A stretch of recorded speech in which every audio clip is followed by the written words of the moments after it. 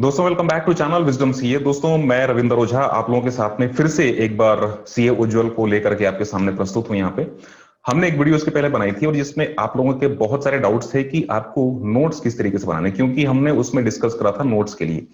तो यहाँ पे एक डिटेल्ड हम लोग वीडियो बना करके लेके आ रहे हैं और यहाँ पे कुछ हम डिस्कस भी करेंगे। सो मेक श्योर वीडियो पूरी एंड तक आप जरूर देखिएगा। उज्जवल जी बहुत बहुत स्वागत है आपका चैनल में। Thank you Ravinder ji, once again. जी, तो यहाँ पे जो हमारी पिछली वीडियो थी तो उसमें बहुत सारे ऐसे स्टूडेंट थे जिनके डाउट्स थे और उसमें हमने एक डिस्कशन भी कर रखा था कि शॉर्ट नोट्स जो होते हैं या जिसको हम बोलते हैं कि हमने एक बार स्टडी कर ली और उसके बाद उसको रिवाइज कैसे करना है, उसको मेमोरी में कैसे हमको रखना है। तो उसको रखने का तरीका हमने बताया था कि आप अपने नोट्स खुद के बनाइए। करेक्ट। तो अब लोगों के डाउट्स थे कि नोट्स आपको किस तरीके से बनाने हैं और ये बहुत सारे लोगों के डाउट्स हैं, बहुत सारे स्टूडेंट्स के डाउट हैं। तो इस पे हमारी वीडियो है फिलहाल की। प्लीज आप कुछ इस पे फोकस करिए कि आपको नोट्स आपने जैसे कि नोट्स बनाए थे तो आपने किस तरीके से नोट्स बना रखे थे। जी रविंदर जी, देखिए एक सेट पैटर्न है या कुछ स्टेप्स हैं जो कि मैं बताना चाहूंगा जिससे जिसको जरूर यूज करके उनको बेनिफिट मिल सकता है। तो अगर आप बोले तो एक एक करके हम स्टार्ट करें डिस्कस करना। जी जी बिल्कुल बिल्कुल। जी देखिए सर, सबसे पहले नोट्स बनाते हुए हमें क्या देखना है कि जो नोट्स बनाने से पहले आपको उस चीज की पहले नॉलेज हो। दैट मीन्स आपको वो सब्जेक्ट थोरोली कंप्लीट करना है। नोट्स आप तभी बना पाएंगे अगर आपने वो सब्जेक्ट, वो चैप्टर पूरी डिटेल्ड में अच्छे से पढ़ रखा हो। अगर आपने ऊपर ऊपर पढ़ा है तो जो रिक्वायर्ड नोट है या जिस तरह की आवश्यकता होती है जो रिवीजन के लिए, वो आप नहीं बना पाएंगे। बेस्ट नोट तभी बनाया जा सकता है अगर आपने बेस्ट तरीके से कोर्स खत्म किया। तो फर्स्ट टाइम, जैसे कि हमने लास्ट वीडियो में डिस्कस किया था कि बहुत अच्छे से आपको पहली बार में टाइम लगाना है। तो सिलेबस खत्म करते हुए उसमें कोई कंजूसी नहीं, फर्स्ट टाइम में आपको बेस्ट पूरी तैयारी करनी है। वो प्री रिक्विजिट है, पहला स्टेप। तो कहने का मतलब कि पूरा सब्जेक्ट पढ़ रखा है। जैसे एक बार क्लास खत्म हो गई है ना, एक सब्जेक्ट की हमने क्लासेस कर ली या एक ग्रुप की हमने पूरी क्लासेस कर ली, उसके बाद जो हमारा फर्स्ट रिवीजन होता है, फर्स्ट रिवीजन होता है, तो फर्स्ट रिवीजन नोट्स बनाने के साथ में करें। नहीं, उससे भी ज्यादा बेटर होगा अगर आप चैप्टर के साथ साथ नोट्स बनाएं। जैसे आपकी एग्जांपल, आप कंपनी लॉ की क्लास ले रहे हैं, ठीक है, फाइनल की अगर मैं बात करूं, और डायरेक्टर का चैप्टर है। डायरेक्टर का चैप्टर आपका खत्म हो गया, चाहे आप जिस भी टीचर से ले रहे हैं, कोई दिक्कत नहीं। अब पूरा चैप्टर जैसे क्लोज हुआ, क्योंकि सबसे ज्यादा उस समय में कॉन्सेप्ट्स होते हैं, एग्जांपल होते हैं और एकदम फ्रेश होता है माइंड के अंदर।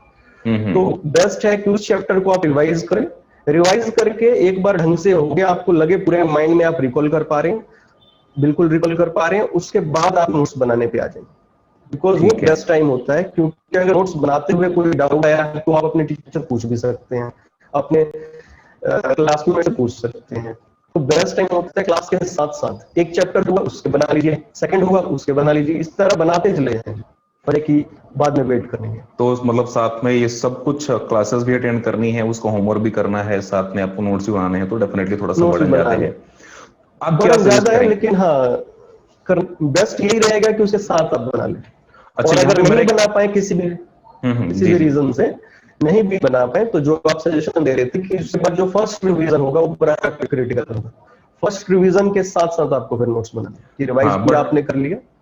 उसमें उसमें बस यही चीज है कि अब आपको फर्स्ट रिवीजन में टाइम थोड़ा सा ज्यादा लग सकता है, मेहनत थोड़ी सी ज्यादा लग सकती है। ज्यादा लग सकता है, हाँ मेहनत लगेगी, लेकिन वो बिल्कुल बेनिफिशियल होगी और वन टाइम होगी, वो बार बार और नहीं करनी होती। आई थिंक कि वैसे अगर साथ में अगर आप रिवीजन करते चलो तो सबसे बेस्ट रहेगा, क्योंकि अगर आपने पिछले बार का छोड़ दिया, जैसे कि आपने जो स्टडी कर रखी थी उस टाइम पे अगर आपने नोट्स नहीं बनाया, पढ़ाई नहीं करी थी, और फर्स्ट रिवीजन के बाद अगर आप कर रहे हैं, फर्स्ट रिवीजन में अगर आप कर रहे हैं, तो ऐसी बहुत सारी चीजें होंगी जो कि आपके मेमोरी से जा चुकी होंगी।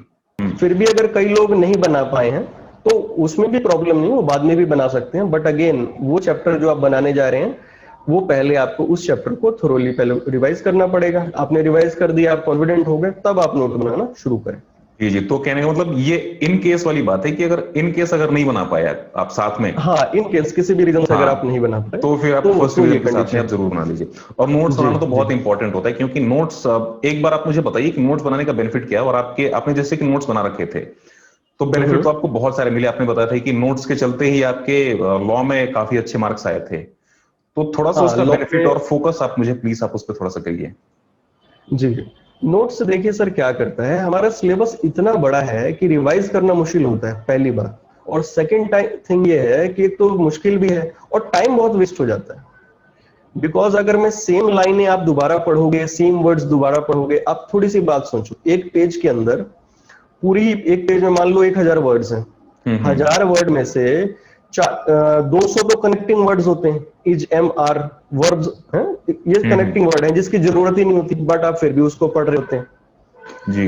कनेक्टिंग आर्टिकल्स, ये लेके आप 40% तो यही साइड हो जाता है। तो आप देखा जाए तो 40% जो वर्ड्स है वो तो पढ़ने की जरूरत होती ही नहीं है दूसरी बार में। तो नोट्स क्या करता है, इस बर्डन को कम कर देता है। रिकॉल आप बार बार कर पाएंगे, जैसे आपने सुना होगा कि कोई चीज जितनी बार पढ़ेंगे तो रिवाइज होता है, याद आता है।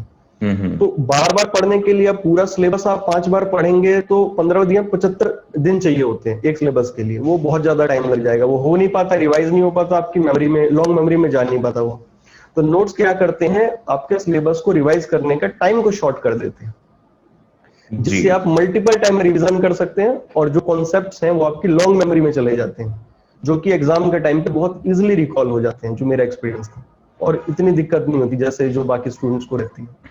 तो नोट्स का मेन पर्पस यही होता है कि जो आपका सिलेबस है, सो दैट कंसाइजेस सिलेबस, आपका सिलेबस है कंप्लीट एक, जी, कंसाइज कर दें, एक कॉम्पैक्ट बना के रख दें कि इतना ही मुझे रिवाइज करना है, और वो कब तक बना पाएंगे जब आपने थोरोली उसको पूरे को गो थ्रू किया होगा। अगर आप सोचे कि पहली बार में मैं नोट्स बना लूं, वो पॉसिबल नहीं होता, क्योंकि आपको उतनी नॉलेज है ही नहीं किसमें इंपॉर्टेंट क्या है, कौन से लाइन, कौन से वर्ड इंपॉर्टेंट है, आप देख नहीं पाएंगे। तो जैसे आपने एक चैप्टर पढ़ा है ना, जैसे कि लॉ में डायरेक्टर्स का चैप्टर पढ़ा, तो वो चैप्टर खत्म होने के बाद आपने उसका नोट्स बना लिया, नोट्स बना लिए, जी, है ना, बिल्कुल। तो इस तरीके से ही, बिल्कुल इस तरीके से चैप्टर वाइज आप चलते जाइए, कोई बड़ी बात नहीं है। वैसे भी चैप्टर खत्म होने में 3 दिन लग जाते हैं, आपके पास संडे बचता है। जैसे मान लीजिए 3-4 क्लासेस लगा, तो संडे तो आपके पास होता ही है, तो संडे के लिए आप ये वर्क रख सकते हैं कि जी मेरे को टाइम लगाना है और चैप्टर का नोट बना देना है। थोड़ी कोशिश तो करनी पड़ेगी इसमें, हाँ बिल्कुल, सब कुछ थोड़ा तो ट्राई करना पड़ेगा, अगर आपको कुछ बेनिफिशियल चीज चाहिए तो एक्स्ट्रा ट्राई करना पड़ता है। अच्छा, नोट्स बनाने में पॉइंट्स क्या क्या होने चाहिए बेस्ट नोट्स बनाने के लिए? जैसे कि हमारी हेडिंग ही है कि रैंक लाने के लिए किस तरीके से नोट्स बनाएं, तो ये आई थिंक कि मतलब सबके लिए बेनिफिशियल होगा, whether you want to go for rank, और तो इसमें चाहे आपको क्लियर करना है, रैंक लाना है, दोनों के लिए, क्योंकि हाँ सब लोगों से बात हुई है, वो लोग भी कैसे क्या करते थे, इसमें कोई दिक्कत नहीं। सर नोट्स में देखिए सबसे पहली बात, जो नोट्स होते हैं हमेशा सेल्फ बनाए जाते हैं। अगर आप नोट्स बनाए हैं आपने एग्जाम्पल के लिए किसी सब्जेक्ट, मैं यूज करूंगा कभी बेनिफिशियल नहीं हुआ, क्योंकि वो आपने पढ़ के अपने स्टाइल से बनाया है अपने लिए। नोट्स कभी बनते हैं वो अपने लिए बनाए जाते हैं, नोट्स होंगे वो आपके लिए काम नहीं। तो फर्स्ट पॉइंट ये है कि नोट्स बनाए जाते हैं, किसी और के नोट से आप उतना यूजफुल उसको रिजल्ट नहीं ला सकते जो अपने नोट से ला सकते। ये चीज तो फर्स्ट याद रखने वाली, कि आपको लगे कि नहीं जी कोई और छोटा छोटा लिख देगा, मैं उसको पढ़ लूंगा और मैं 20 मार्क्स स्कोर कर लूंगा, ये पॉसिबल नहीं था। तो मतलब जिसके नोट्स हैं वो खुद ही के काम आएंगे, उसी के काम आएंगे, किसी दूसरे का नोट्स लेकर के और कॉपी कर ले तो उसका कोई मतलब नहीं है, नहीं उसका उतना बेनिफिट नहीं होता है, मतलब वो रिजल्ट नहीं पाएगा, दिक्कत हो जाएगी एग्जाम में। अच्छा, इसमें सारी चीजें इसमें एक चीज और हो सकती है, जैसे कि अगर आपने किसी दूसरे के नोट्स लिए, नोट्स लेकर के आपने पढ़ाई कर ली है ना, तो यहाँ पे प्रॉब्लम ये हो सकती है कि उस स्टूडेंट नोट्स बना रखे हैं और उसको आप रीड कर रहे हैं, तो आपके माइंड में सारी की सारी चीजें उतनी शायद ना जा पाए। लेकिन अगर आप खुद के नोट्स बनाते हैं तो पहले तो आप उसको बनाने के लिए प्लान करेंगे कि आपको किस तरीके से बनाने हैं। प्लान करने के बाद आप उसको, हाँ जैसे कि बोलते हैं ना कि जो उसका फॉर्मेशन आप करेंगे उसका, कि आपको नोट्स बनाने किस तरीके से हैं, और उसको आप बनाएंगे, थोड़ा सा उसमें आप टाइम अपना स्पेंड करेंगे, तो एक जो बोलते हैं ना कि आइडिया आपको पता चल जाएगा कि आपने कौन सी चीजें कहाँ पे रख रखी हैं, कौन सी चीजें कहाँ पे लिख रखी हैं। और जो एक बोलते हैं ना कि शॉर्टिंग ऑफ कीवर्ड्स भी आपके पास में होंगे, तो आप उसके लिए मतलब एक बहुत ही बेनिफिशियल चीजें होंगी, रिकॉल करने के लिए बहुत इंपॉर्टेंट चीजें जो भी होंगी वो बहुत जल्दी आपकी याद आ जाएंगी। सिर्फ इसके अंदर है, अभी जैसे मैंने बताया कि जब आपका माइंड क्या करता है, डेटा माइनिंग करता है। माइनिंग क्या होता है, खोद के निकालना। नोट्स बनाना क्या है, एक आर्ट है कि जब आप पूरी खान में से सर हम माइनिंग करते हैं, खान के अंदर से जाके सोना निकालते हैं, एम्प्टी को निकाल के थोड़ा थोड़ा। तो अगर आपने एक ट्रक में निकली तो उसमें से मान लीजिए कि 1 किलो सोना निकलेगा, 2 किलो सोना निकलेगा, इस तरह से होता है। तो माइनिंग की तरह है, कंटेंट में से जो इम्पोर्टेंट चीज है वो आपका ढूंढता है। और नोट्स बनाना, जब आपके माइंड ने उसको ढूंढ के निकालना, उस डेटा में से वो प्रीशियस वर्ड्स पॉइंट्स को लिखा, तो आपको पता भी नहीं लगेगा और वो चीजें आपकी लॉन्ग मेमोरी में छप जाती हैं। जी आप रिवाइज बाद में करेंगे, पहला तो नोट्स बनाते बनाते वो जो पॉइंट्स हैं वो आपके लॉन्ग मेमोरी में चले जाते हैं। इस वजह से हमेशा एम्फेसिस दिया जाता है कि नोट्स खुद बनाने चाहिए। अब जिसने बनाया नहीं है उसकी लॉन्ग मेमोरी में वो पॉइंट्स जाएंगे नहीं कभी। पढ़ने से हमेशा पढ़ा, और जब नोट्स बना रहे हैं तो आप डेटा माइनिंग करते हैं, और माइनिंग की तरह वो सारे पॉइंट्स आपके लॉन्ग मेमोरी में चले जाते हैं। तो ये सबसे बड़ा फायदा होता है नोट्स बनाना, खुद बनाने का, क्योंकि आपने बनाए हैं, आपके माइंड ने बहुत सारे डेटा में से थोड़ा सा डेटा निकाला है, तो डेफिनेटली वो आपकी लॉन्ग मेमोरी में जा चुका है, तो उसको रिकॉल करना इजी होगा आपके लिए। जी जी। तो हम यहाँ पे फिर सेकंड पॉइंट में थोड़ा सा टच कर रहे थे, क्योंकि आई थिंक कि टाइम थोड़ा सा हमारे पास में कम है, आपके पास काफी कम टाइम है। तो जो भी हमने पॉइंट्स हमने डिस्कस कर रखे थे, तो थोड़ा थोड़ा करके हम उसको डिस्कस कर लेते हैं यहाँ पे, है ना। सो फर्स्ट पॉइंट तो हम जो नोट्स है उसको आपको खुद ही को बनाना है ना, सेल्फ बनाने हैं जी। सेल्फ बनाना है। जो सेकंड पॉइंट था वो क्या था हमारा? सेकंड पॉइंट जी, आपको नोट्स को सिंपल रखना है।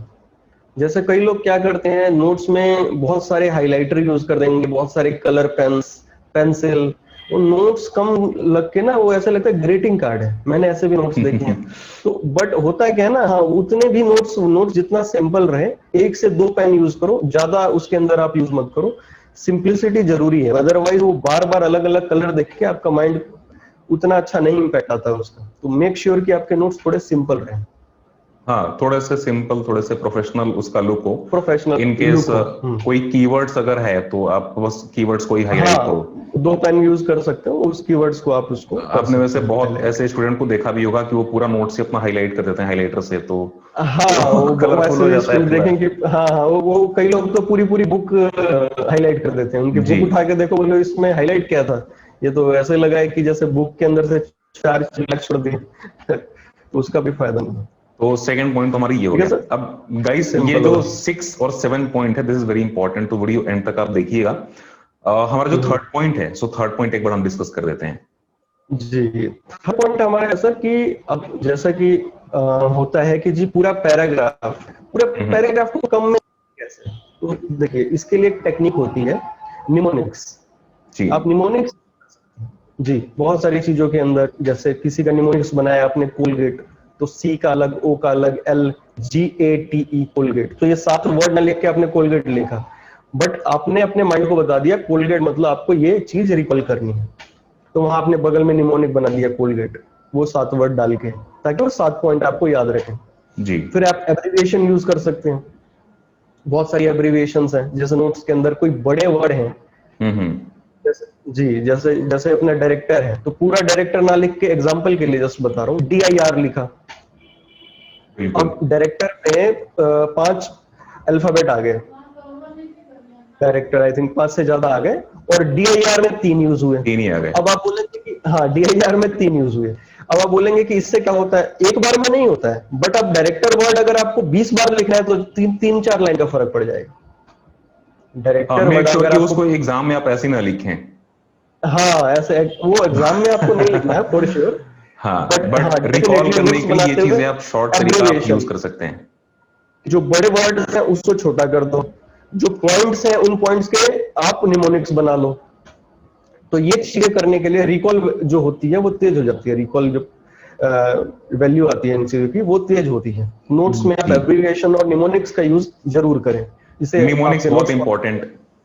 निमोनिक्स तो बहुत इंपॉर्टेंट है। हाँ, अब क्योंकि यहाँ पे इंस्टीट्यूट में अगर आपने हेडिंग्स सेम नहीं लिखी तो वहां पे मार्क्स कट जाते हाँ हैं। वो मार्क्स नहीं देते हैं, वो मार्क्स कम कर देते हाँ, हैं काफी, तो तो सेम हेडिंग के लिए निमोनिक्स यूज निमोनिक्स लाने करना बहुत जरूरी है, बिल्कुल। बहुत जरूरी रहता है। हाँ ठीक लेकिन है। अगेन मेक श्योर कि एग्जाम में सिर्फ निमोनिक्स याद ना रह जाए और आप पॉइंट भूल जाए, तो ये थोड़ा सा ध्यान रखने वाली बात है। कई लोगों का हाँ होता है कि निमोनिक्स याद है और एक्चुअली पॉइंट क्या था भूल गए, लेकिन अगर 100 में से 1-2 केस में ऐसा हो भी जाता है, बट 98 में तो आप याद कर ही लेते हैं, ऐसी फिर बात भी 98% की सक्सेस रेट है, काफी बहुत है। है बिल्कुल बिल्कुल 98 है। जी। तो ये हमारा तीसरा पॉइंट था। हमारा फोर्थ पॉइंट क्या है अभी? सर फोर्थ पॉइंट है कि जो नोट्स आप बना रहे हैं ये सीक्वेंस में होने चाहिए। जी। नोट्स बना रहे हैं तो जो आपके सेक्शन है या टॉपिक है वो सीक्वेंस में होना चाहिए। कि जैसे लास्ट वीडियो में भी हमने बात की थी कि जो हमारा माइंड है वो सीक्वेंस में रीड जो डेटा उठाता है वो सीक्वेंस में उठाता है। तो एक बार आपने नोट्स अगर सीक्वेंस में सेक्शन वाइज बना रखे हैं, पॉइंट वाइज बना रखे हैं और उसी पॉइंट में आप उसको पढ़ते जाएंगे, रिवाइज करते जाएंगे तो रिकॉल बहुत अच्छे से होता है।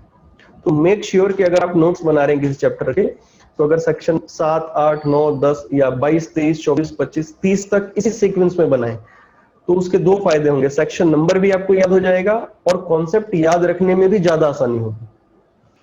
तो इसके अंदर सीक्वेंस, जैसे कि आपने सेक्शन 1 के बारे में लिखा, सेक्शन 2, सेक्शन 3, इस तरीके से अब सीक्वेंस लिखने का बेनिफिट ये होगा कि कौन सा सेक्शन नंबर है ये आपको रिकॉल करने में थोड़ी सी इजीनेस हो इजी जाएगी। होगी। हाँ, और सेक्शन नंबर के साथ उन सेक्शन नंबर के कॉन्सेप्ट्स को रिलेट करने में माइंड को हेल्प होती है। ये चीज वैसे नहीं पता लोगों को बट इस वजह से मैं बता रहा हूँ कि जब आप सीक्वेंस में पढ़ते हैं या रिकॉल करते हैं तो माइंड को आसानी होती है उनको जी। रिकॉल करने। तो आपका माइंड जल्दी रिकॉल कर पाएगा जब तो एग्जाम में ये भी तो हमारी करेंगे बात हो गई या रिवीजन सीक्वेंस की। करेंगे। तो अभी हमारा नेक्स्ट फिफ्थ पॉइंट क्या है? जी सर, इसके बाद हमारा नेक्स्ट पॉइंट है जो कि नोट्स बनाते हुए सबसे इंपॉर्टेंट पॉइंट होता है। किसी भी नोट्स को बनाते हुए किसी भी लेवल पे किसी भी एग्जाम में वो सबसे इंपॉर्टेंट पॉइंट होता है। वो क्या है? वो होते हैं हमारे टेक्निकल वर्ड्स या कई बार हम इनको कीवर्ड्स भी कहते हैं। टेक्निकल वर्ड्स या कीवर्ड्स कहते हैं। इनको जरूर आपके नोट में इंक्लूड करना है। अगर नोट्स लेमन लैंग्वेज में बना दिए और इन टेक्निकल वर्ड्स को और कीवर्ड्स को इनकॉर्पोरेट नहीं किया तो मान लीजिए कम से कम आपने 10-15 नंबर तो ऐसे ही अपने पूरे सब्जेक्ट में कम कर दिए, 10 नंबर तो मान लीजिए।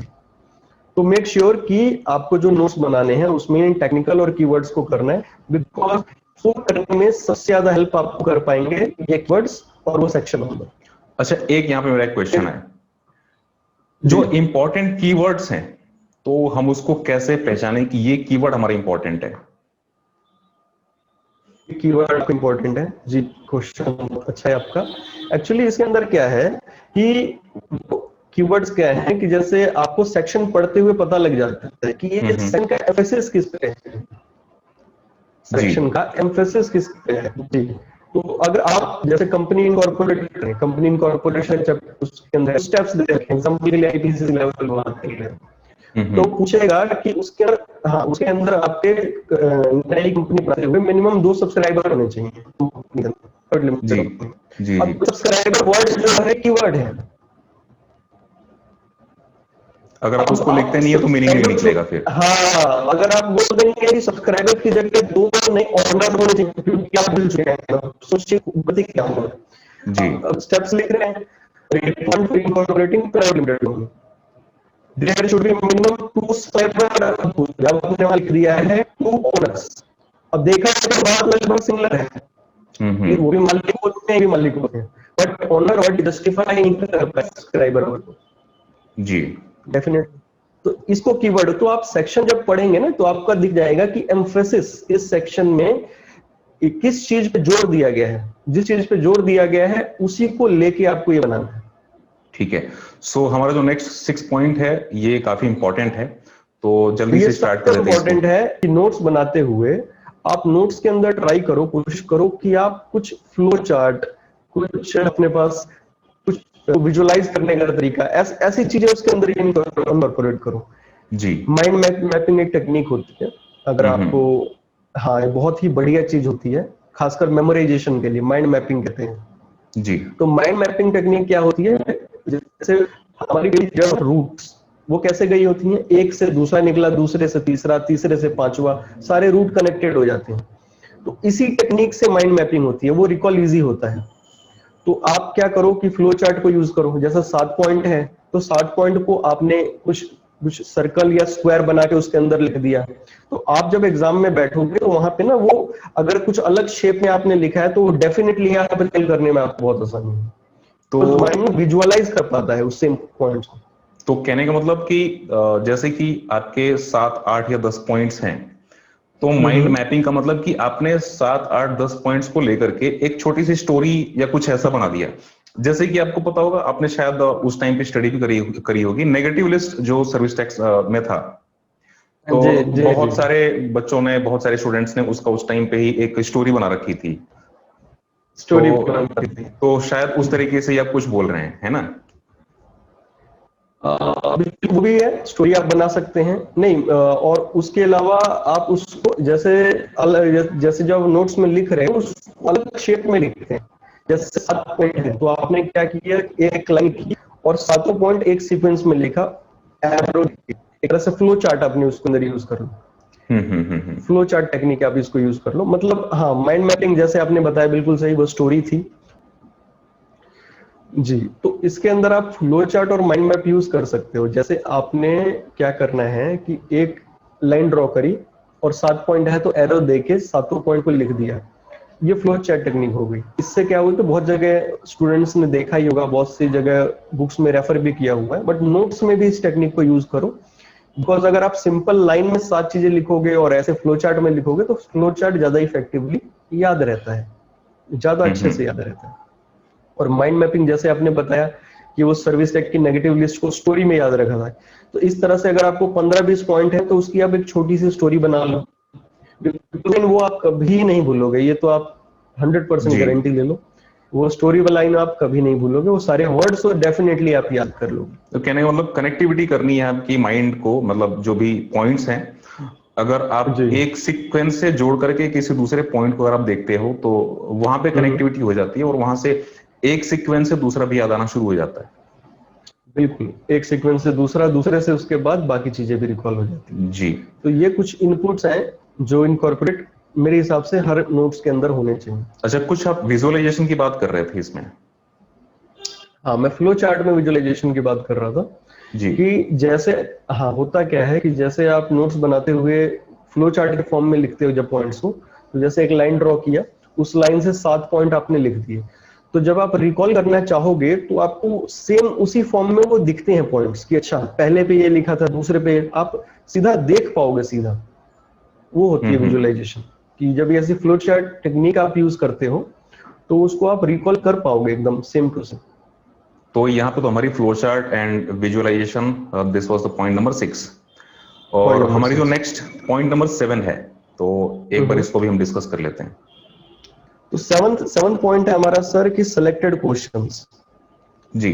जैसा कि बताया कि सिर्फ ये हो गई इंफॉर्मेशन, ये नोट्स आपको क्या करेंगे, कॉन्सेप्ट्स को रिकॉल करेंगे, हम्म। लेकिन वो कौन से क्वेश्चंस हैं, क्योंकि एग्जाम में आपको लिखना होता है, एग्जाम में आते हैं क्वेश्चंस, तो पूरा लिखने के लिए सिलेबस को आपको कवर नहीं क्वेश्चन, करना, इंपॉर्टेंट चीजें ही कवर करनी है। जी जी, तो आपको क्या करना है कि जैसे सिलेबस, जैसे हमने बताया था कि पूरा रिवाइज कैसे करते हैं सिलेबस, जी। जैसे कि हाँ हाँ, तो उसमें क्या है कि हमें नोट्स सिलेबस रिवाइज करते हुए उसमें से जो बेस्ट क्वेश्चन है, टेक्निकल क्वेश्चन, उनको सेलेक्ट करने हैं कि ये क्वेश्चन कॉम्प्रिहेंसिव, जैसे कुछ क्वेश्चंस होते हैं जिसके अंदर सारे क्वेश्चंस कवर हो जाते हैं, कॉम्प्रिहेंसिव क्वेश्चन आप हम लेंगे उसके अंदर, और जी। कुछ ऐसे टेक्निकल क्वेश्चंस लेंगे जो बहुत रेयर हैं। तो यानी सिलेक्टेड क्वेश्चन की लिस्ट है, वो भी आपके नोट्स का पार्ट बनेगा, कि मेक श्योर करें कि आप सिर्फ उन क्वेश्चंस को पढ़ के और बाकी सारे क्वेश्चंस उसके अंदर कवर हो जा रहे हैं, रिपीटेड क्वेश्चंस आपको नहीं लेने। अच्छा, ये जो सिलेक्टेड क्वेश्चंस हैं तो आपको तभी पता चलेंगे जब आप कम से कम 3, 4 अटेम्प्ट, 5 अटेम्प्ट के क्वेश्चंस आप देखोगे। देन जो हाँ पिछले, आरटीपीज है जी इंस्टीट्यूट की, वो भी आपको देखना पड़ेगा। तो जी, मेक श्योर कि तो नोट्स बनाने आप के टाइम पे तो ये भी चीजें आपको वहां पे ध्यान हम्म रखनी पड़ेंगी।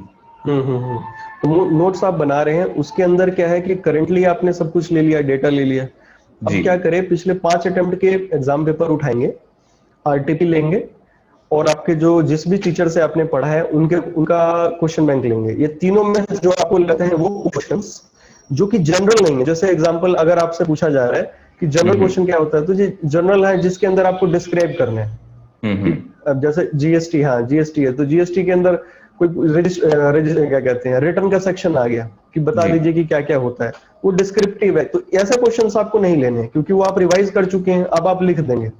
टेक्निकल क्वेश्चन जो है किसी भी जी। जो सब्जेक्ट के अंदर टेक्निकल क्वेश्चन है उनको लीजिए, जिन क्वेश्चंस में आपको प्रॉब्लम हो रही है, जिसको रिकॉल करने में दिक्कत हो रही है, उनको लीजिए।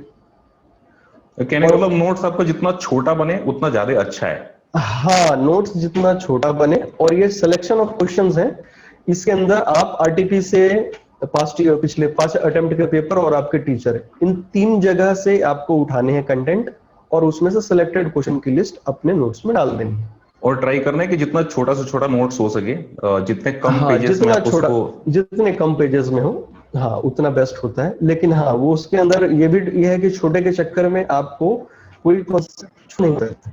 हाँ, तो कोई मेक इंपॉर्टेंट श्योर कि क्वेश्चन छोड़ ना दें आप, या कोई हाँ इंपॉर्टेंट पर पॉइंट ना छोड़ दें आप। जी जी, जैसे मान लो कि 20 रहे हैं, हम्म 8 हम्म, पेज अगर हर चैप्टर में बढ़ता है तो 10 पेज बढ़ जाएंगे, तो 10 पेज पढ़ने में आपको कोई दिक्कत होने वाली नहीं है। तो जी मेक श्योर कि जो आपके नोट्स हैं वो कॉम्प्रिहेंसिव है, ताकि बाद में आपको ओरिजिनल बुक्स बार बार रिकॉल और पढ़ने की जरूरत ना पड़े। जी जी। ये सबसे इम्पोर्टेंट पॉइंट है जी। उज्जवल जी, आई थिंक कि हमने जितने भी हमारे पॉइंट्स, लगभग 7 पॉइंट्स, तो हमने लगभग सारे ही कवर कर दिए। कोई प्रो टिप आप देना चाहेंगे इसमें? जी, इसके अंदर बताया जैसे कि जो मेरी तरफ से अगर पहले रहेगा, वो उसी हम्म। चीज पे रहेगा कि जो नोट है, मेक श्योर कीजिए सेल्फ बनाइए। अगर आपको अदर फ्रेंड्स के, टीचर के नोट्स अच्छे लग रहे हैं, उनको रेफर कीजिए, बट नोट्स बनाइए अपने हाथ से। कॉपी और कर एक बार सकते आप हैं, बना के बट देखिए, होना आपका चाहिए। हाँ, मेथड देख सकते हैं कि भाई हाँ वो किस तरीके से बना रहा है। आज जैसे कई लोगों को क्या प्रॉब्लम होती है कि शुरुआत कैसे करें, तो जी। उसके लिए भले आप किसी के नोट्स रेफर कर लो देखने के लिए, उसमें कोई दिक्कत नहीं है, लेकिन बनाओ खुद। क्योंकि हम्म ये जो मैं बात बोल रहा हूँ कि डेटा माइनिंग वाली जो मैंने बात बताई है, कि नोट्स का सबसे बड़ा पर्पज क्या है कि आपका माइंड को एक आता है, जी। तो ऑलरेडी वाली चीजें आपके लॉन्ग मेमोरी में चली जाती है। तो सबसे ऊपर कोई हो जाता है, जो चीजों को एक बार आप सोचेंगे, आपको सोच करके उसको हाँ, छोटा करेंगे, कंसाइज करेंगे, कंसाइज करने के बाद आप उसको जी, नोट्स में इनकॉर्पोरेट करेंगे, तो आपकी कई सारी रिविजन्स तो वहीं पे हो जाएंगी। 2-3 तो आप वही एक लाइन को दोबारा देख रहे हो कि इस बिल्कुल। पैराग्राफ में इसमें क्या ठीक लग रहा है क्या, तो अपना सोच रहे हो उसके बारे में, वो बहुत विशिष्ट हो जाता है। हाँ, तो थोड़ा सा मेक श्योर टाइम तो कीजिए आपको कि यहाँ पे नोट्स नोट्स बनाए। बनाने में लगेगा, बट आगे हाँ, का जो टाइम है बहुत बच जाएगा आपका। वो हमेशा के लिए बना है। जी। वो वन टाइम ही इन्वेस्टमेंट है जी, टाइमिंग का, उसके बाद आगे का बहुत सारा टाइम बिल्कुल आपका बच बिल्कुल, जाएगा। तो चलिए बच उज्जवल जी, जाएगा। आपका आने के लिए बहुत बहुत धन्यवाद, और thank you so much. Sir, ऐसे ही आप आते रहिए, और जो भी हमारे व्यूवर्स हैं इनको आप गाइड करते रहिए। तो thank you so much for coming to the channel.